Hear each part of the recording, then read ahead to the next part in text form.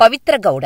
ఈ పేరును ఎవరూ అంత ఈజీగా మర్చిపోరు అని చెప్పటంలో సందేహం లేదు. ముఖ్యంగా పెళ్లైన వ్యక్తితో సంబంధం పెట్టుకోవడమే కాకుండా ఆ సంబంధాన్ని ప్రశ్నించిన వ్యక్తిని ఏకంగా భూమిమీద లేకుండా చేసిందని నెటిజన్స్ సైతం మండిపడుతున్నారు.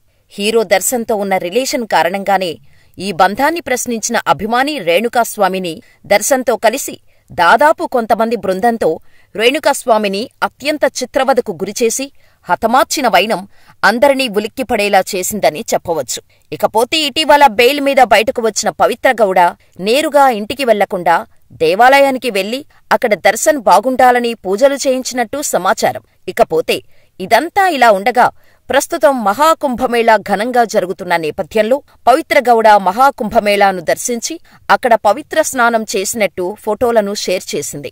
దీంతో నెటిజన్స్ పూర్తిస్థాయిలో ఈమెపై మండిపడుతున్నారు. ప్రతి 144 సంవత్సరాలకి ఒక్కసారి వచ్చే మహాకుంభమేళా ప్రస్తుతం ప్రయాగ్రాజ్లో జరుగుతోంది. ఈ మహాకుంభమేళాలో త్రివేణీ సంగమంలో మౌని అమావాస్య రోజు అమృత స్నానం ఆచరించింది పవిత్ర గౌడ.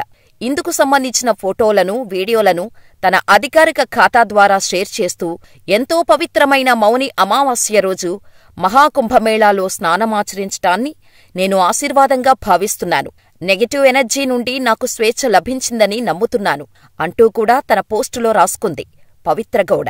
అంతేకాదు హరహర మహాదేవ్ అనే క్యాప్షన్ కూడా జోడించింది.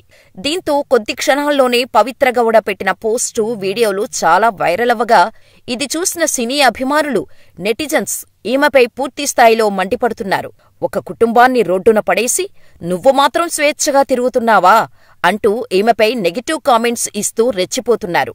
పవిత్ర గౌడ వీటికి స్పందిస్తూ మరో పోస్టు కూడా పెట్టింది.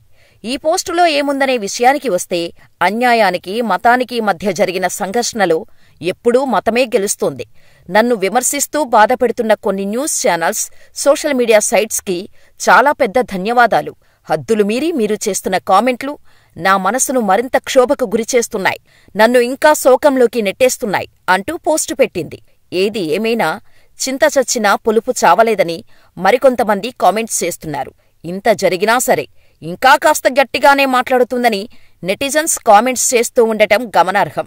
ఇక మరికొంతమంది చేసిన పాపాలు మహాస్నానం చేస్తే తొలగిపోతాయా అంటూ ఇంకాస్త గట్టిగానే కౌంటర్లిస్తున్నారు. మరి దీనిపై పవిత్ర గౌడ ఏ విధంగా స్పందిస్తుందో చూడాలి. ఏది ఏమైనా క్షణికావేశంలో చేసిన తప్పులు జీవితాంతం వెంటాడుతాయనడంలో సందేహం లేదు అని చెప్పవచ్చు.